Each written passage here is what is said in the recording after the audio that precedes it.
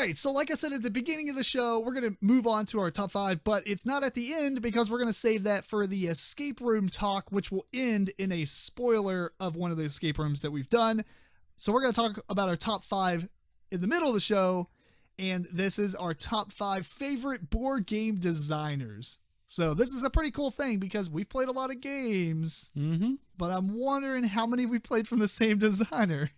Quite a few. I actually could have done a top 10 on this one. I think I had 12 that I actually ended up forming into this top 5. So, but the weird thing is I started to struggle past that. I should mention that my criteria, which I think everybody ended up doing, is like we wanted to at least play or like 3 games from the designer before we make it a favorite designer. Right. Otherwise, it just becomes a top 5 games list. Right. There's a lot of games on here that designers have put out one really good game just to include them. Right. So you're not going to see the designer from Gloomhaven on this list. Or, So anyway, who's going to start? Eric, we're going to start with you. Sure. So my number 5 is Bruno Cathala. He's done games such as 5 Tribes, Mr. Jack, Shadows over Camelot, King Domino. So I think he just makes a lot of really good games. 5 Tribes, you have all kinds of things that you can do in the game. There's all kinds of different movements that you can do. Mr. Jack, awesome 2-player game. If you haven't had a chance to try it, Shadows over Camelot with the trader mechanic in it, also a really nice game. So that's cool. Have you played? I can't remember if you played 5 Tribes with the new expansion or not. Not the newest one.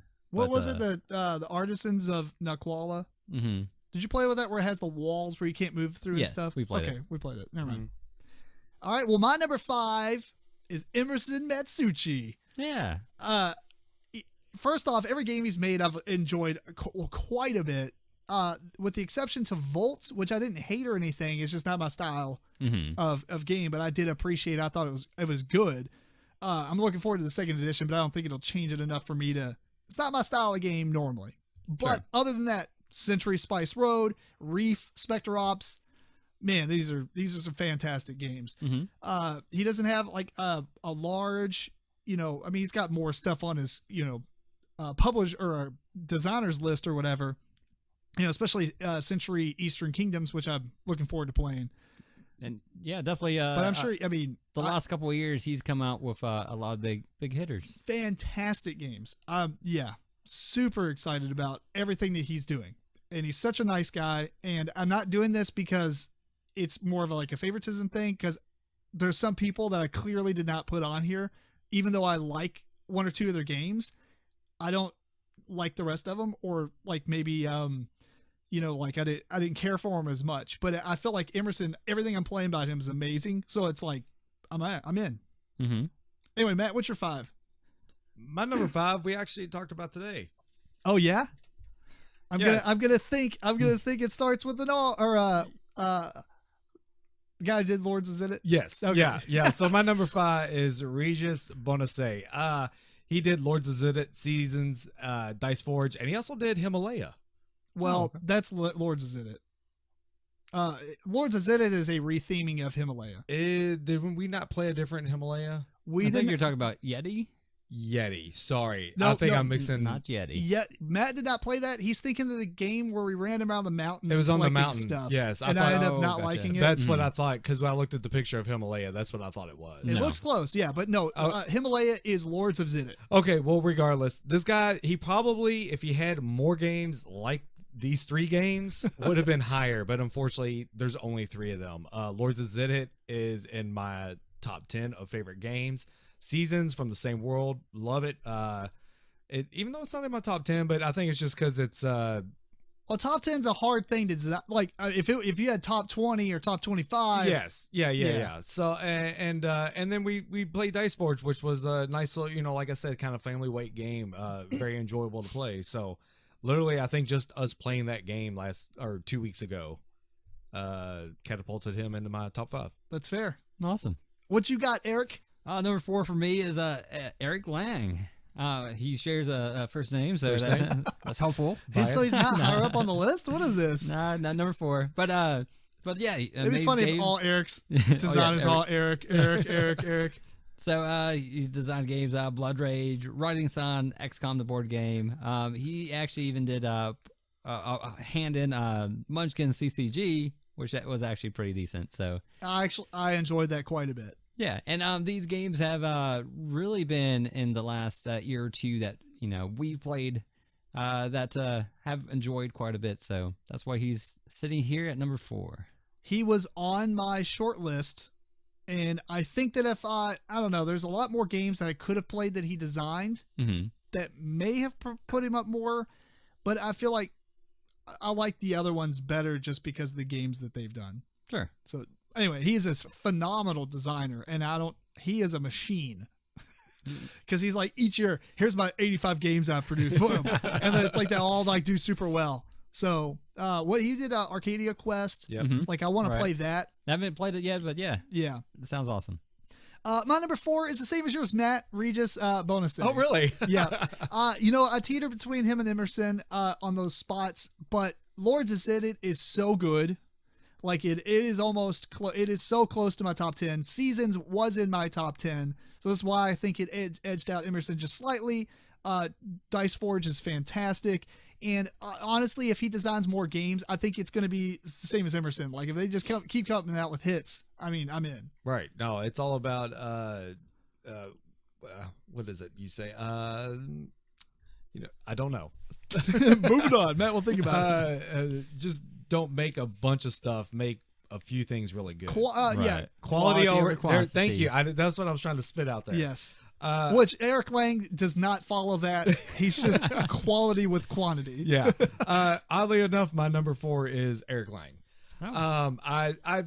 He probably would have been 5, and I know there's probably a lot of people rolling their eyes right now that I would probably put my other guy above him.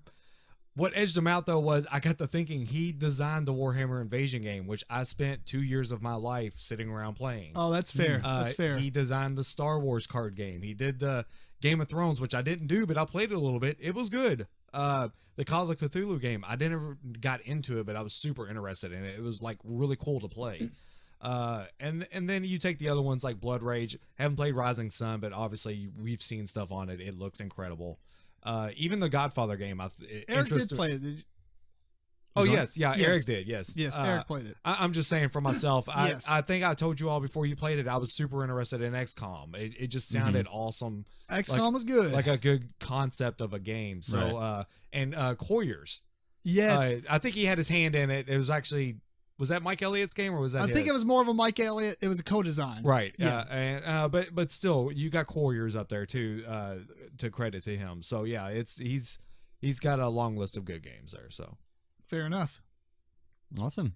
Number 3. 3 for me is Uwe Rosenberg. He made awesome games such as Bonanza, which is a little bit older. Agricola, and Agricola 2, and Agricola 3, and Agricola 4. Le Havre and Patchwork. So all those are well-known games.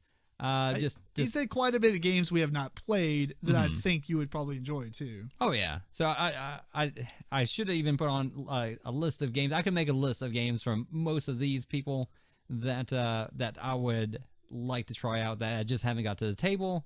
I own some of them. Oh, did you? Yeah. I own some of them or want to acquire a lot of these games that these designers have published, but I haven't played yet. That's fair. My number 3 is Vlada Chvátil. He was on my short list. Yeah. I mean, the Mage Knight board game alone is... I just wish that it wasn't so long because we have so many games to play. It's hard to take a game that's that long and get it to the table a lot. But if I was like 10 years ago when I was playing one game at a time, this would have been the game that I would play like weekly. It's so good. On top of that, Galaxy Trucker is another one that I can't. It probably would have been in my top 10 many years besides these last couple because there's just so many games that are good. I really like Galaxy Trucker. If you like to get your stuff blown up, it's just a fun game. It doesn't always have to be like the difference between the other thing is he designed Pictomania, which I really love. Oh yeah. And Codenames. I don't really particularly like to play it all the time, but I mean, the fact that this guy can design Mage Knight the board game in Codenames just makes you a great designer. And Pictomania. I mean, he did a drawing game and made it gamery. I mean, that's fantastic. On top of that, Dungeon Pets. Yep. Like we would like to get that to the table at some point. Tash Kalar, which I think we've had like opportunities to do and we've just skipped. I didn't even know he designed that. We did play Dungeon Pets. Sorry. Dungeon Lords. We Dungeon played. Lords. We haven't got Dungeon Pets in. Put that on here. I didn't. Dungeon Lords. Yes. I don't know why. I guess I had it on here, but I think I copied and pasted some weird way and it dropped off. And then Space Alert, which is sitting right up there that we will end up getting to. Right. So fantastic designer. I mean, his stuff is like, I like super deep, complex games. My problem is I always try to buy too many of those and don't have enough time to do that. So Vlada Shavato is my number 3. There's an echo in the room because my number 3 is Vlada Shavato. Yeah, you mentioned all the games, and I think the big thing for me is just the theme that gets pasted on a lot of the stuff. Because it's hilarious. Because it's funny. Like Galaxy Trucker, everything you're doing when Tim's sitting there explaining the rules to us, it just makes sense. I know when you were explaining like Dungeon Lords, it was like it had all the little quippy quotes to go along. This is why this happens. Yeah, you're doing this action. It doesn't make sense. Well, this is why. It just makes.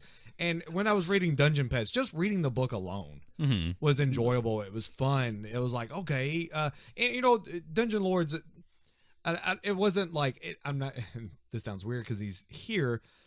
The game, like, just hearing the rules, like, put it like way, like the bar was really high. Playing it, we had some issues here and there with it, but it was still fun to play. It still made sense thematic wise, and I think that's just a big thing. And like you said, Pictomania. Codenames, he's pretty solid. So fair enough. Hopefully our stuff changes. I feel like we're gonna have all the same guys on here. Yeah, but it's cool. It's cool. I don't think you guys have these guys. All right, what's your number 2, Eric? It's actually 2 guys. It looks like they're best friends. They co-design games together. Bruno Ferduti. Nope. So hopefully I say these names correctly. It's Simone Luciani and Daniel Taschini. That's fair. Yeah, I think I got it right. I can't see it, so I'm gonna assume you did. I looked something up from these people. These guys make Tzolk'in. They make Voyages of Marco Polo. Silent T. That's what made me. Tzolk'in. Whatever. Grand Austrian Hotel, Council of 4, all great games, all co-designed. That's fair. You know what? Like, I was looking at the co-designers for pretty much Gale Force 9, and I was like, man, it's like too many people designed each of those games. So like cross-referencing anything, I think that's actually kind of bad for them. I don't, when you see a Stefan Feld game or you see like a Vlado Shavato, Bruno Cathala, or whoever, you're like, bam, that guy designed that, I'm in. Right. Or whatever. You see 45 people designed it. It's kind of like, is this the next pop song on the top 100 Billboard or what? So I don't know. I probably would have put somebody if they had like a common ground with most of the Gale Force 9 games. Even though I don't actually think they're the greatest games. I think they're really good and they're really fun. But I have a lot of fun, and I think fun's better than design. Sure. Well, no, I take it back. No, fun is very important. Yes, it's very important because you can have fun with a very basic game, and I don't care if the game is like the most complicated game in the world. Well, designed super well, and then is, like I can have just as much fun playing Zombie Dice as I do playing Mage Knight the board game. You walk away with a different experience, but I still was entertained for that amount of time that I was spent. Is what I was talking about. Anyway, so my number 2 has already been said by this guy over here, Eric. Oh, and it's Bruno Cathala, which I feel like it's going to be mentioned one more time. But again, Shadows over Camelot. I did mention that he designed Senji. Yes. Which is fantastic. He did Dice Town, 5 Tribes, obviously, Mission Red Planet. He co-designed with Bruno Faiduti. He did Jamaica, which is a co-design as well. That's okay. He co-designed 7 Wonders Duel. That was okay. No, I was kidding. With Antoine Bauza, who honestly, about a couple of years ago, Antoine Bauza would have been on this list, but he's dropped off for me, honestly. I mean, it's mostly because I'm kind of straying away from playing a lot of co-ops. but he does some phenomenal co-ops like Spirit. I totally drew a blank. Ghost Stories and the Samurai Spirit. Yeah. And he did King Domino. Don't ask me why I know this. Because you haven't written. Yeah. There's 3 games I really want to play by him right now, though, is Cyclades, Yamatai, and Abyss. I can't imagine. I don't know why we haven't played Abyss. We don't own it. We don't own it. Well, I know that, but I mean, like, look at this. Even the background, if you're watching this video. I remember it was the hotness that year. We can get what we want, man. Yeah. We'll get it. No, I remember what they had, like 5 different fronts you could buy or 4. something. Or 4, yeah. Yeah. So anyway, Bruno Cathala is my number 2. Alrighty. My number 2 is, who did you just say? Bruno Cathala. Okay, yeah. I'm Antoine Boza. All right, go ahead. So for main reason being Takenoko probably is like one of my favorite games by him. But yeah, going along with the 7 Wonders, Hanabi, and Tokaido, and then even though I didn't really enjoy these games, but Ghost Stories and Samurai Spirit, Ghost Stories is awesome. No, game. they are fun. They just beat you down. Yeah, they will beat you down. It's not like the funnest experience, but to get beat down. But the games are solid. The gameplay is fluid, and it is a good game. There's nothing wrong with the game itself. I was not aware. Remember the Attack on Titan big standy thing we did? Mm-hmm. Yeah, he co-designed that with I think Faduti. I could be wrong on that. I can't remember. And then Oceanos, which I haven't played, but it interests me very much. So I do own that. That's why I thought. I thought you had that. So I'm sure we'll get around to it at some point. That's fair, Eric. Let's get some honorable mention or mentions. Oh, I have one. Okay. Well, for me, it's Reiner Knizia. Now, I don't look at see a box and say Reiner Knizia, and I was like, oh, I'm very interested. And unless there's it's a reason. at Goodwill. There's a reason why, is because he's designed like 500 games. Right. I don't think his hit ratio is very high. It used to be higher, but yeah. And that's why he's not on my list. But he is an honorable mention because he designed so many, and he has hit some really nice ones, such as Lost Cities, Raw, Battleline, Blue Moon City, all great games. Which just got a reprint. Right. So he's made a lot of good games. He's just not on my list because he doesn't have a good batting average. But yeah, so like you like a lot of his games, but you're not always like. Yeah, if I'd seen him on a box, I'm like, oh, I want that game because it's designed by him. That's fair. That I kind of feel like that makes it an honorable mention. Yeah. I've got 3, but really I only have 1 because the first 2, the more I think about it, like for instance, Cedric Chabausit, I can't pronounce his name. He did Lewis and Clark in Discoveries, but he only has 2 games. Well, he has another one called The Eyes, which apparently didn't do like crazy amazing. But I feel like if he made another game and I played it, he would jump up on this list because I really like those games. Same thing with Ruston Hakazan, which did Nations and Nations, the dice game, and the expansion. I mean, it's pretty much all the same game, but it's so good that I'm like, give me more. See what else you can design. Let's get out there. But the one that's actually more of an honorable mention, and it's only because I know that I'm going to love the games that he has out that we haven't played, and that's Jonathan Gilmore. And that's because, Dead of Winter, he co-designed with Isaac Vega. He did Vault Wars, which I love. I love Vault Wars. But I know I'd like Dinosaur Island. I mean, it's very unlikely I wouldn't. Path of Light and Shadow. That's a game that I've kind of always wanted to get. I mean, not that it's that old, but for whatever reason, I guess I don't do a lot of purchases now online. So that's probably why I don't own it. But in the Wasteland Express delivery service, which we're probably playing tomorrow. Yep. I can't imagine. So let's just say I played all these games and liked them. He would be on this list. So that's why he's more of an honorable mention right now. Gotcha. My honorable mention, I have 2, 3, but 2 of them are together. Inca and Marcus Brand. They do the escape games, or the exit games that comes out from Cosmos. Oh, okay. That's all they have. But I buy everyone that comes out. Well, there's a lot of them. There's a lot of them. Whenever me and the family play them, they are very fun. We'll talk about later about how they actually correlate with an actual escape room really well. Oh, that's cool. It's got more of the escape room feel than like the unlock games that we play a lot. So, and then the other one is actually Scott Alms, who does all the Tiny Epic games.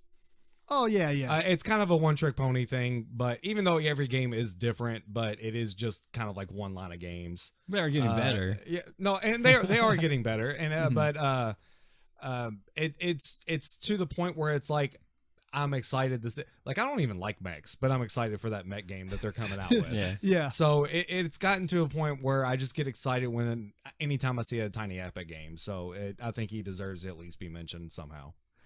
All right, here we go. Number 1, but before we say this, let's talk about no saying any names, but I think I might know all 3 of ours.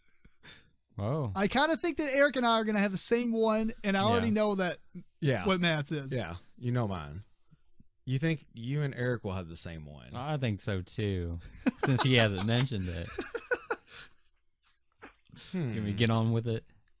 If it is the same one, we're just going to talk about it at the same time. Sure. So what's your or Matt, you ready? No, yeah, go ahead. Matt, go ahead and guess. I can't think of I'm trying to think of what my short list was. Have you also failed yet? No. No, okay. So we have now. Okay. Well, number 1 for me, Stefan Feld. And that's my number 1 as well. So we're going to combine this together. It makes awesome games. It is one, unlike, Reiner Knizia, it is one that I see, it's Stefan Feld on it. It's automatically, I want to either purchase it or I want to try it, Yeah. So And there's I'm okay with just buying it before I know anything about it, too. Right. So Castles of Burgundy, Trajan, Amerigo, Merlin that we just played, not just played, but referenced today. But made a lot of really, really good games. It's point salady, you kind of can go off and do a lot of different things. There's not one track that usually kind of works. You do a little bit of this and a little bit of that, and you get points throughout. That's fair. I almost feel like he designed 5 tribes, but I knew he didn't. Right. But on top of that, the Oracle of Delphi, which I said Oracle of Delphi in my review. People corrected me. I guess it is Delphi, but I've said it so many times. I apologize. On top of that, there's so many games that I want to play by him. Oh yeah. I mean, I have a couple games, Luna, Aquasphere, Notre Dame, which we were gonna play. We just haven't got it to the table yet. I did read that one. And Bora Bora, Bruges. I want to play that. I think definitely. it went out of print and got really expensive though. Right, it did. And then the newest one, Forum Trajanum. Get a better name. Forum Trajanum. He likes to do Trajan games. That one looks awesome. Apparently, it's like his most complex game, so I'm super excited. Now that Trajan's coming in print, you're going to experience the awesomeness of this game. Yeah. I play this a couple more times. It's almost like number 1 spot. Like, it's so good. I know it's like older, but it is so good. Anyway, Stefan Feld's amazing. Yeah, obviously, I think every name that's been mentioned was at least on the short list, and yeah. And he probably was the one right behind. And that I might just be in couldn't find part because we play all the same games. Yeah, but I just couldn't find because I think really the only games I played by him is Amerigo, the Dragon game, Oracle of Delphi, which I love, is awesome. But I think that I just didn't have I couldn't get 3 really good games that you had played by him. I had played by him to be able to really get him in there. So instead, are y'all done? Yeah. Okay. Yeah, so we're gonna move on to BC. To Bruno Cathala, obviously. This dude just. This is the guy that when I see his name, he's like y'all were saying with Stefan. It's just I'm probably going to get it. That's fair. Whether I play it or not, or just let it sit on my shelf and be pretty. And it's funny, all the ones like Shadows over Camelot and stuff like that. All the co-designs he's done. And then he does that little Hand of the King game was done by him. It's simple and easy. Oh, the Game of Thrones game. Yeah, the Game of Thrones game. It's simple and easy, but it was good for me. King Domino. He did a little 2-player game called Longhorn that my kids will sit and play together. I had Longhorn. Did you have Longhorn?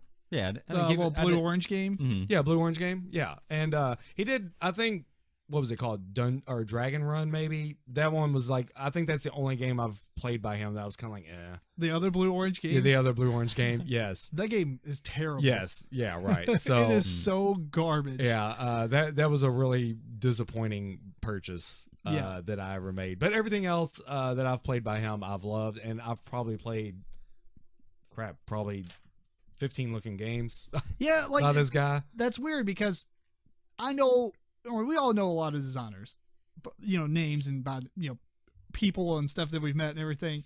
But sometimes it's hard to keep track of what everyone has designed. Oh yeah. And then as we were looking, at least for me, when I was doing this research, I was like, oh yeah, I'll look at Cathala. Oh my, I didn't realize I played so many games by him. Right.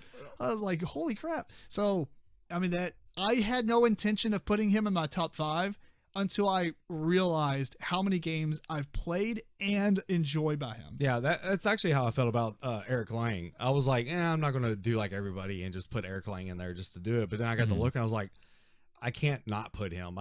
Because once I started realizing everything he did, I was like, man, I spent like 3 years of my life playing this guy's games. So, and I think that's important too, because with designers, a long time ago in one of our first episodes, we talked about, I think this was just Matt and I, maybe the second or third episode, like, should you know more about the designer of the game that you play? And I'm totally on board with the yes, right? Because unlike classic board games and stuff, you just play it, whatever, you move on. It gives you a lot of stuff to look forward to. It's like a book author. Mm-hmm. It's like, I don't even care what they're writing. If they're coming up with something new, awesome. Right. And knowing who designed what game, not that you have to sit there and know every designer for every single game or whatever, but being aware of it, I think is super important because it allows you to, well, you'll make better choices. Make better choices. Or it also helps, a lot of times people are like, how do you know so much about games? Or how do you know so many games and things like that? And it's kind of like, well, some of it's just intuition because, I said, how do you know about somebody? But people are like, how do you look at 100 games and tell you what's good immediately? And it's like, well, some of it's just intuition. Some of it's, I know all these designers and what they're capable of, and that matters. Right. So yeah, I think it's important. I think going over this list has kind of opened my eyes, because sometimes you do overlook the designer.